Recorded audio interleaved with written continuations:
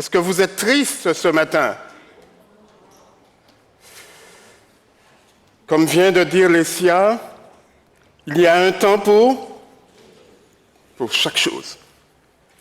Et maintenant, c'est le temps de la parole. Aujourd'hui, je pense que vous le savez, c'est le dernier jour de la semaine de prière qui, comme chaque année à la même époque, début novembre, est prévue une semaine de prière pour nous sensibiliser.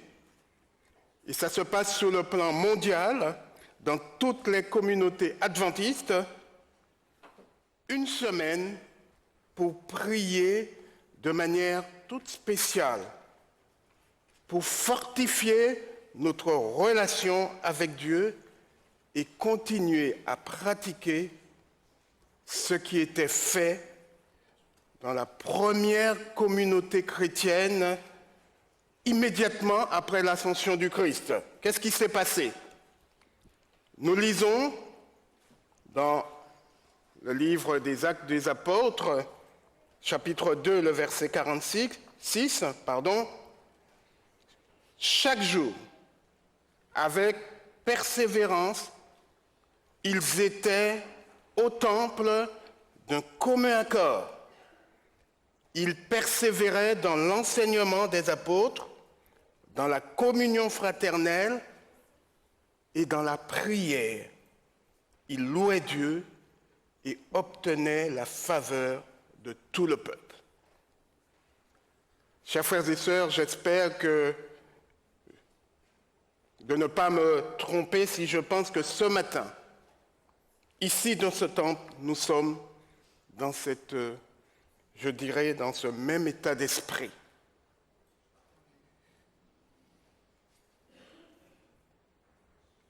Si vous le savez, dès samedi soir, il y a 8 jours, nous avons commencé ici, dans notre communauté, à 19h, par une collation fraternelle.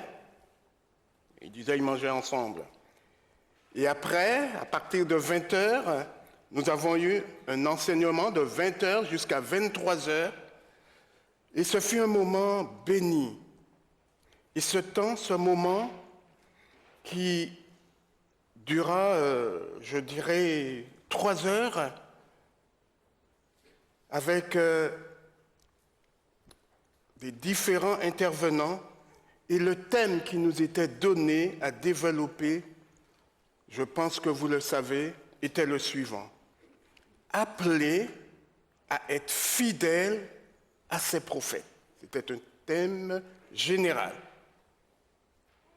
Et nous pourrions immédiatement déjà nous poser cette question. Parce qu'il y a eu énormément de questions.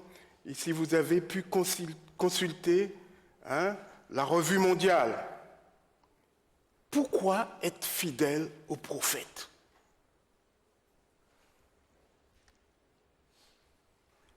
Un verset me vient à l'esprit, Amos 3, verset 7. Le Seigneur ne fait rien sans avoir révélé ses secrets à ses serviteurs, les prophètes. Il y a des secrets pour nous?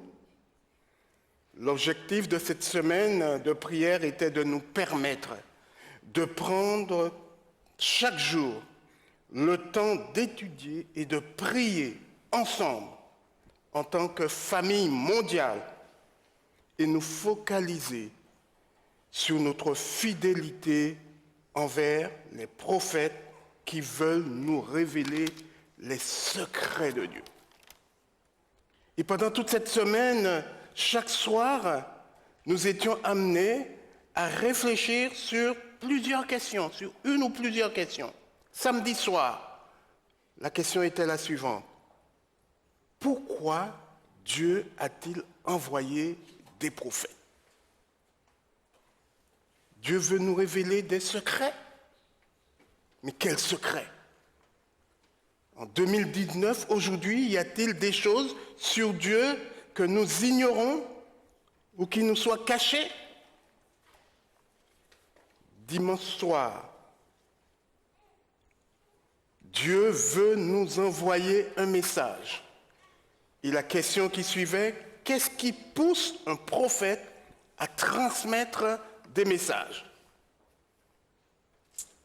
Lundi soir, quels sont les signes d'un vrai prophète? Aujourd'hui, en 2019, y a-t-il de vrais ou de soi-disant prophètes? Et ça m'a fait penser à un texte que nous trouvons dans Matthieu 7, le verset 15. C'est Jésus qui parle. Gardez-vous des faux prophètes.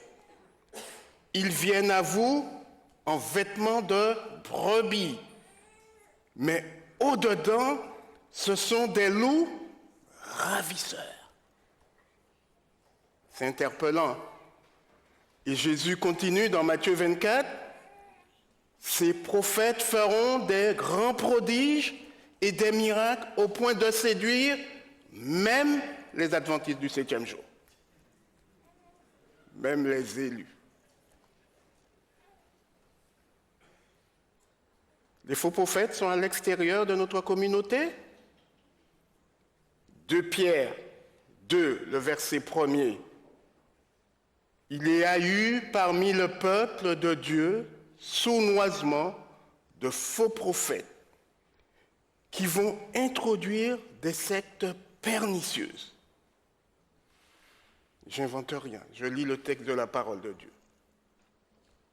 Mardi soir, c'était « Lisez-vous la Bible de la bonne façon ?» Et la question qui suivait, qu'est-ce que Jésus a dit concernant la façon d'interpréter la parole prophétique? Mercredi soir, dépoussiérer la loi et le témoignage. Et la question était comment vivons-nous à la lumière de la parole prophétique?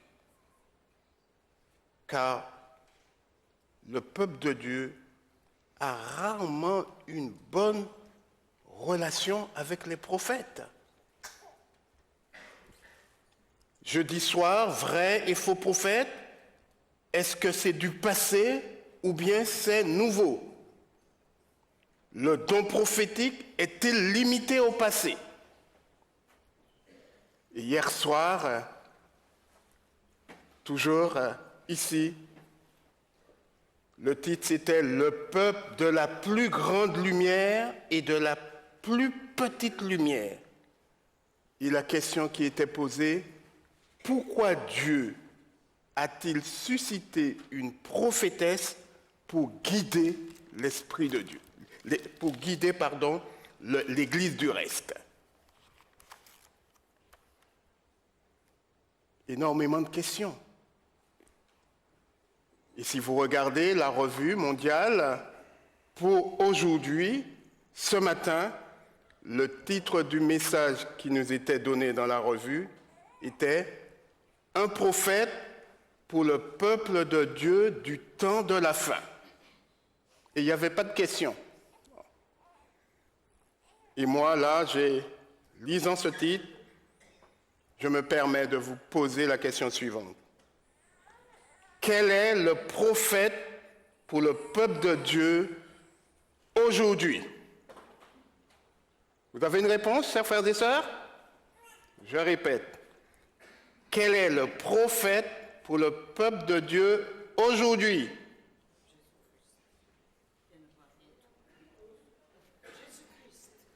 Ah. Alors, j'ai entendu une réponse juste devant, Jésus-Christ. En tant que peuple adventiste, je m'attendais que vous me disiez Ellen White.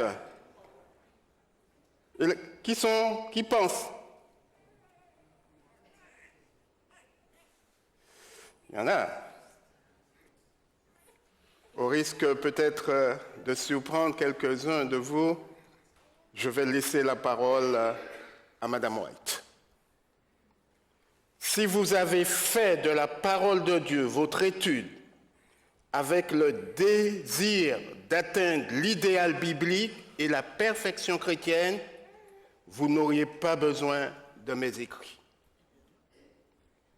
Mes écrits ne sont pas destinés à apporter de nouvelles lumières, mais plutôt à graver d'une manière plus vivante dans les cœurs les vérités déjà révélées.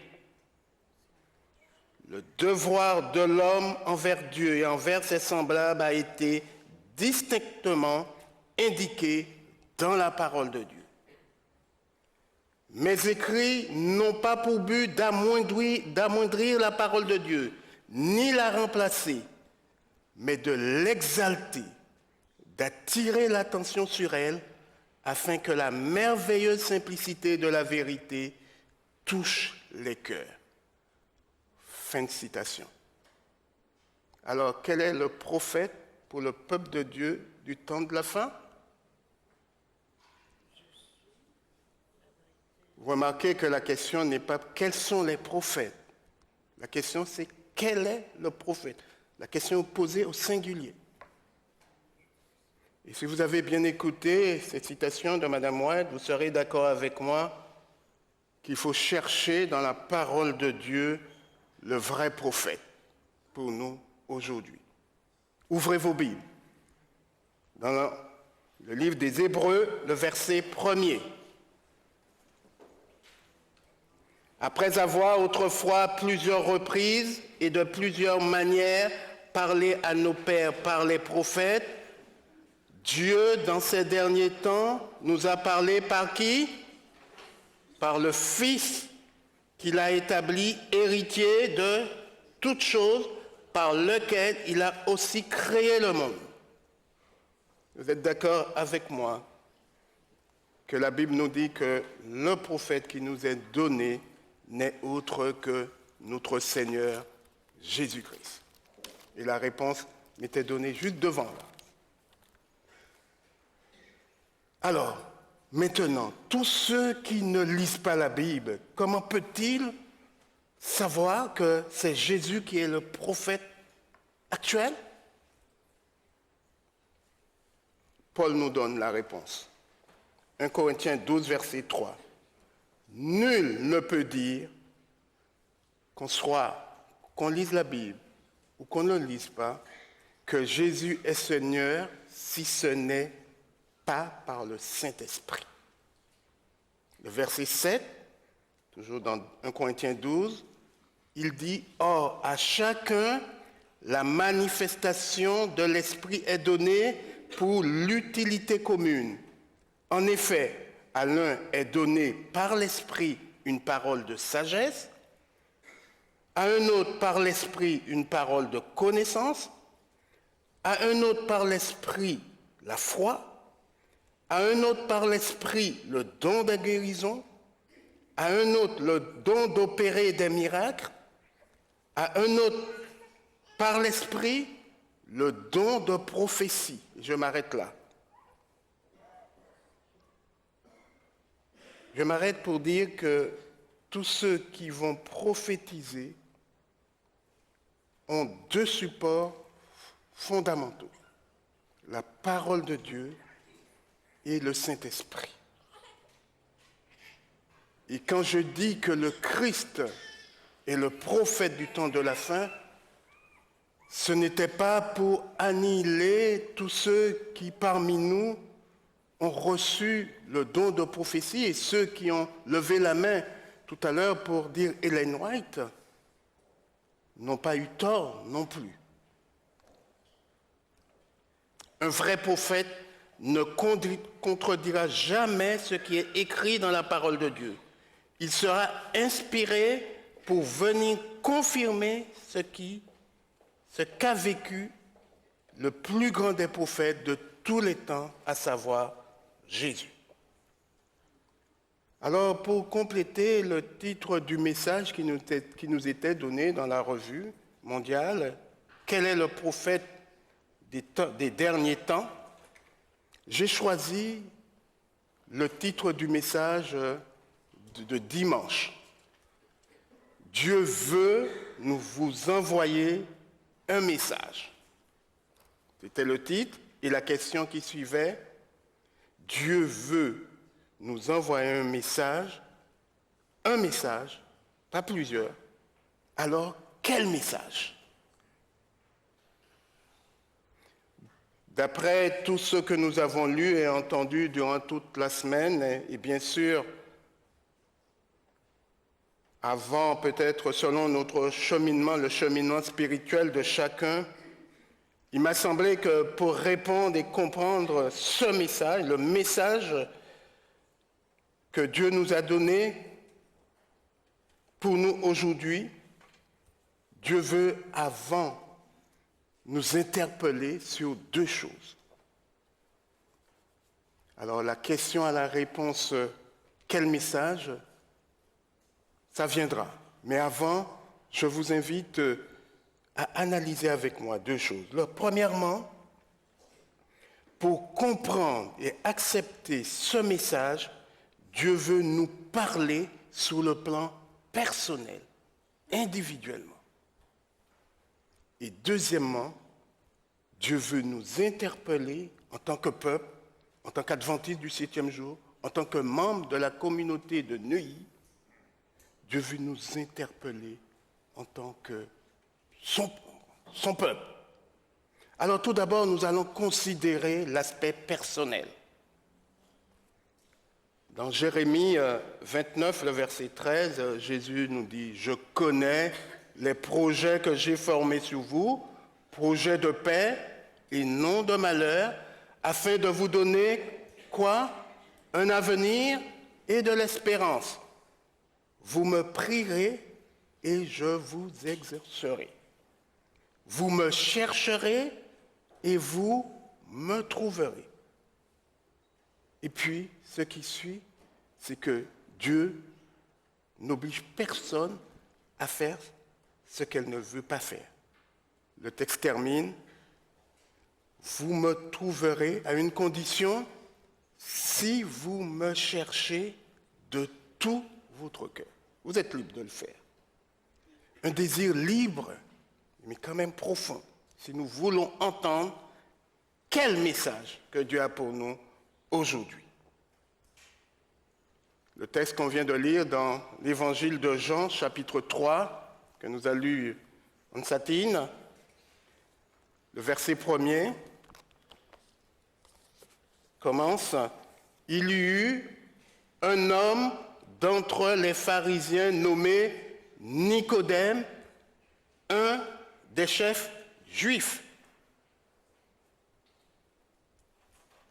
Chers frères et sœurs, nous avons pris la décision d'entreprendre une démarche. Imaginez, vous avez pris la décision d'aller vers quelqu'un pour lui parler, pour lui demander de l'aide ou de vous rendre un service. Vous connaissez ses compétences. Qu'est-ce que vous faites en premier quand vous arrivez devant cette personne? Première chose, première démarche, c'est de se présenter. Je m'appelle Roger. On décline notre identité.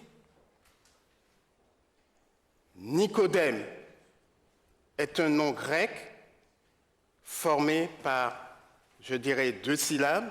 Première, Niké, qui signifie victoire.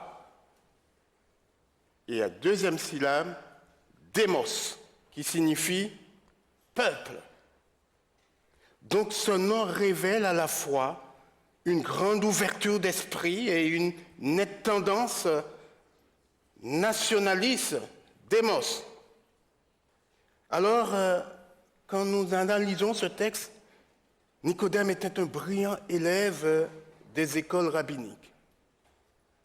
Et il est devenu chef. Mais sa position ne lui apporte pas la satisfaction escomptée. Et nous lisons, il vint auprès de Jésus de nuit.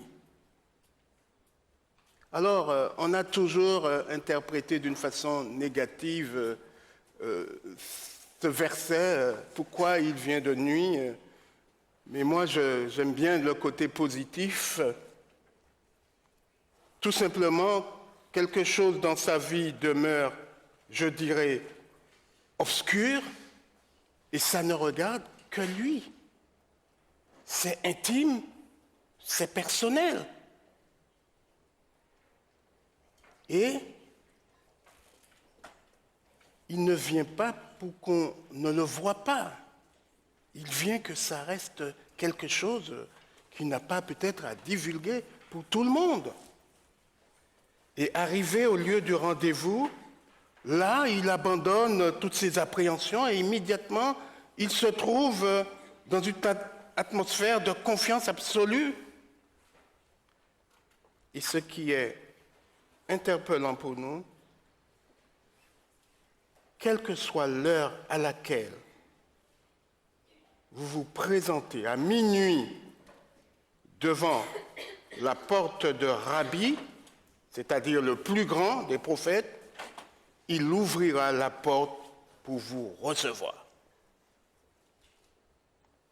Et frères et sœurs, ce qui est étonnant et paradoxal, Nicodème commence son entretien par la deuxième partie de son identité.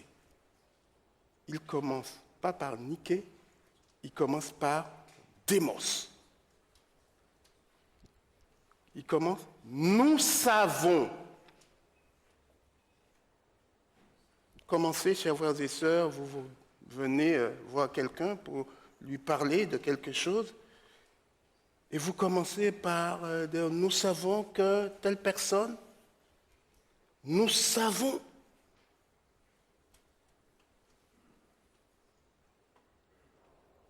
C'est surprenant.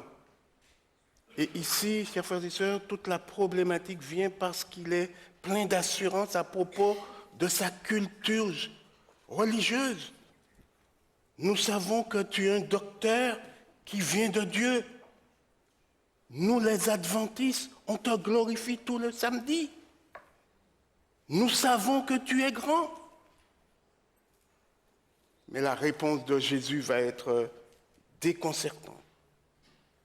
Régulièrement, nous agissons comme Nicodème. Dans nos prières, Dieu Tout-Puissant, de gloire et de bonté, nous savons que tu es le plus grand des prophètes et que personne ne peut faire le miracle que tu fais. Mais le verset 7 va être déconcertant.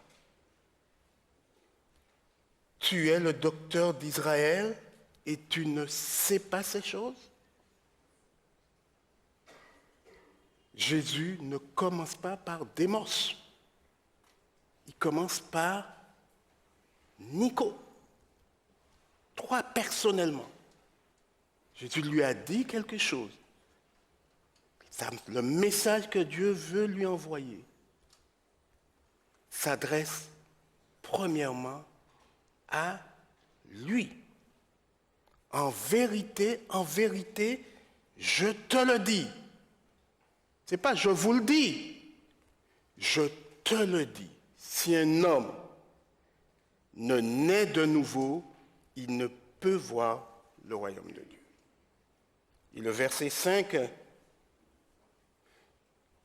on va laisser, je dirais, le service de maternité pour aller dans deux autres services. En vérité, je te le dis, si un homme ne naît d'eau et d'esprit, il ne peut entrer dans le royaume de Dieu.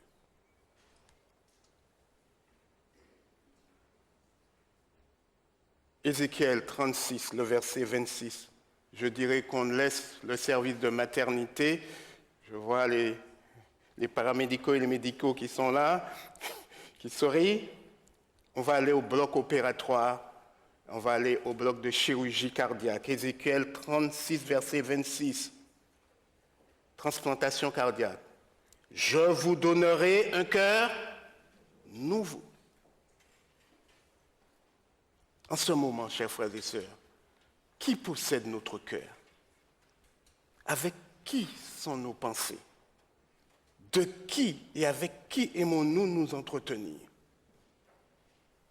Qui possède nos plus chaudes affections et le meilleur de notre énergie. Nous quittons maintenant le bloc de la chirurgie cardiologique pour passer dans le service de neurochir. Le texte continue. Après, je mettrai un cœur nouveau, je mettrai en vous un esprit nouveau. Naissance en maternité, bloc chir cardiaque, bloc neurochir. Quels sont ceux qui veulent accepter cette transformation ce matin? Cette démarche est avant tout individuelle et personnelle. Le message que Dieu a pour nous ce matin est fondamental. Et je vous invite à la prière. C'est une semaine de prière. Andrew va nous conduire et puis nous allons nous mettre debout. Une prière chantée. Alors, ouais. Je vous...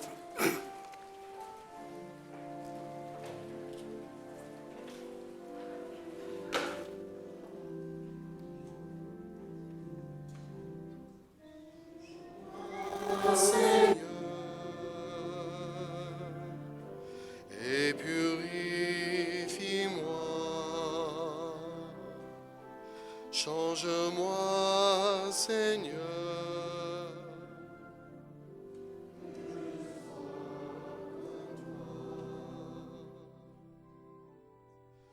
Jésus, tu es le potier. Je suis agi. Brise-moi, façonne-moi. C'est mon désir. Change-moi, Seigneur, et purifie-moi. Change-moi, Seigneur, que je sois.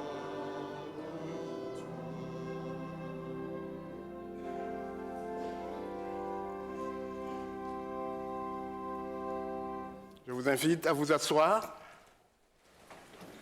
Magnifique prière. Maintenant, le texte nous dit, si quelqu'un est en Christ, il est une nouvelle créature, les choses anciennes sont passées et voici, toutes choses sont devenues nouvelles. Si le cœur est renouvelé par l'Esprit de Dieu, la vie en rendra témoignage. C'est Mme White qui dit la chose suivante. Un changement se remarquera dans notre caractère, dans nos habitudes et nos préoccupations. Le contraste entre ce qui a été et ce qu'on est sera visible et marquant. Fin de citation. Toujours dans l'évangile de Jean, le verset 11. Jésus va recadrer Nicodème dans sa véritable identité. Après Nico, Jésus fait place au démos. Après une interpellation personnelle et individuelle, il dit, dans le texte, en vérité, je te le dis, et Jésus dit pas tu. Jésus dit, nous disons ce que nous savons et nous rendons témoignage de ce que nous avons vu. Il reprend ce que Nicodème avait commencé par cela, si vous regardez le texte. Nicodème avait commencé par nous. Jésus l'a recadré. Le message est avant tout personnel. Et là, maintenant, Jésus va parler, va lui dire quelque chose qui est collégial. Nous disons ce que nous savons et nous rendons témoignage de ce que nous avons vu. Et puis, problématique, Jésus continue, et vous ne recevez pas notre témoignage. Deuxième problématique. Après la première qui consistait à mettre le démos avant Je, avant notre implication personnelle, voilà ce qui vient ensuite. Le nous, l'aspect collégial, communautaire, mondial. Et le mot pour bien spécifier cet élargissement, c'est le mot témoignage. Et ici, Jésus souligne que ce témoignage n'est pas reçu. Alors, chers frères et sœurs, qu'est-ce qui manque après cette première démarche où nous avons demandé à Christ de nous changer? Nous sommes une nouvelle créature. Qu'est-ce qui manque pour que nous soyons pleinement, pour que nous comprenions pleinement le message du Christ? Apocalypse 19. Jean entend comme une voix forte une foule nombreuse qui chantait et criait « Alléluia! Le soleil, la gloire et la puissance sont à notre Dieu. » Le verset 5, Apocalypse 19, « Louez notre Dieu, vous tous ses serviteurs. » Le verset 6, « Une foule nombreuse qui chante « Alléluia! Réjouissons-nous et soyons dans l'allégresse et donnons-lui gloire car les noces de l'agneau sont venues et son épouse s'est préparée. » Le verset 9, « Heureux ceux qui sont appelés au festin des noces de l'agneau. » Ces paroles sont les véritables paroles de Dieu. C'est ce qu'on nous a fait ce matin. On a chanté. On a reconnu la manifestation de Dieu dans notre vie. Et là, le verset 10, à la fin du verset 10, les paroles de l'ange vont tomber comme un coup près. Je nous dis que devant une telle victoire, je tombais à ses pieds pour l'adorer. Chers frères et sœurs, imaginez ce matin, là, depuis que vous m'écoutez, ah, c'est très bien ce que Roger dit, et vous venez me prosterner devant moi? Je tombais à ses pieds pour l'adorer. C'était un ange. Mais il me dit, garde-toi de le faire.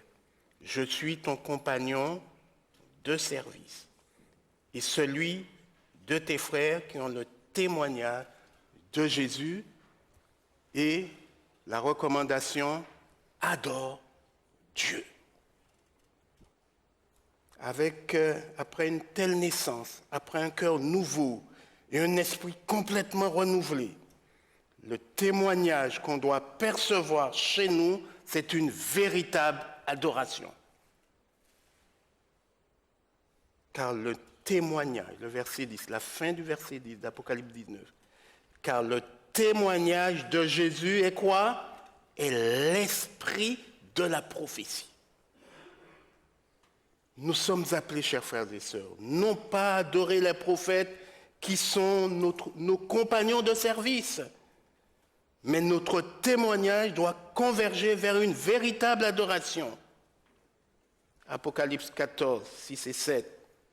Je vis un autre ange qui volait par le milieu du ciel ayant croix un évangile éternel pour l'annoncer aux habitants de la terre, à toute nation, à toute tribu, à toute langue et à tout peuple. Et il disait, craignez Dieu et donnez-lui gloire car l'heure de son jugement est venue. Et adorez Roger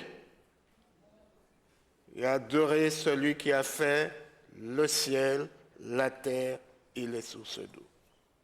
Chers frères et sœurs, pour que notre témoignage soit reçu, deux questions s'imposent. Quand il faut le faire et comment le faire? Jean 3, nous passons à Jean, le chapitre 4. Nous avons quelque chose qui est presquement parallèle. Dans Jean 3, un homme, docteur, rempli de bagages, vient à minuit voir Jésus. Jean 4, une femme, il n'est pas minuit, il est midi. On ne sait pas qu'est-ce qu'elle a comme diplôme. Elle vient rencontrer, et rencontre inopinément Jésus. Et la femme aussi, au lieu de commencer par « je », par « niquer », il commence par démos. Il fait référence à ses pères Jacob qui ont construit le puits. Et Jésus, comme a dit Nicodème, va dire, c'est bien de parler de tes ancêtres qui ont adoré sur cette montagne, mais devant du cela, parle-moi de toi. Et le mensonge va être confronté avec la vérité personnelle, la vérité interne, cachée. Tu as 5 maris, tu dis que tu n'as pas. Tu as personne. Et quand Jésus déclare ça à la femme, quelle a été sa réaction?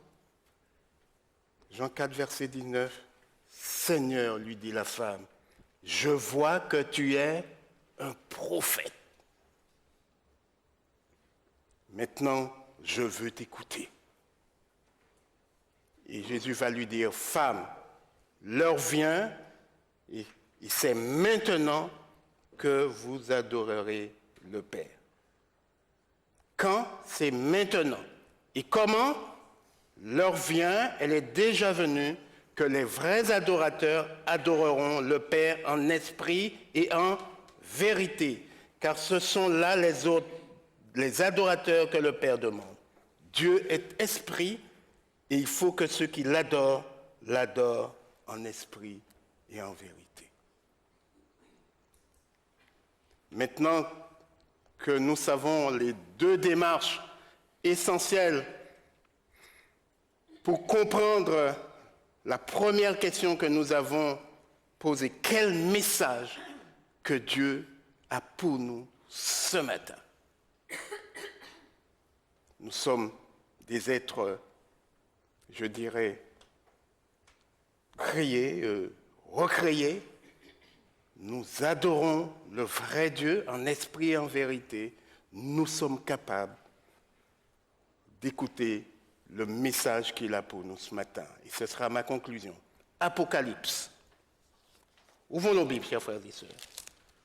Apocalypse, chapitre 22. Voilà le message du grand prophète pour nous. À partir du verset 16. Ce n'est pas les messages, c'est le message. Moi, Jésus, j'ai envoyé mon ange pour vous attester ces choses dans les églises. À Neuilly, je suis le rejeton et la postérité de David, l'étoile brillante du matin. Et l'esprit et l'épouse disent, viens, l'épouse, symbole de l'église. Et vous devez répondre, viens. Et que celui qui entend dise, viens. Et que celui qui a soif vienne. Que celui qui veut prenne de l'eau de la vie gratuitement. Je le déclare. À quiconque entend les paroles de la prophétie de ce livre, si quelqu'un y ajoute quelque chose, Dieu le frappera des fléaux décrits dans ce livre. Et si quelqu'un retranche quelque chose des paroles du livre de cette prophétie, Dieu retranchera sa part de l'arbre de la vie et de la ville sainte décrit dans ce livre.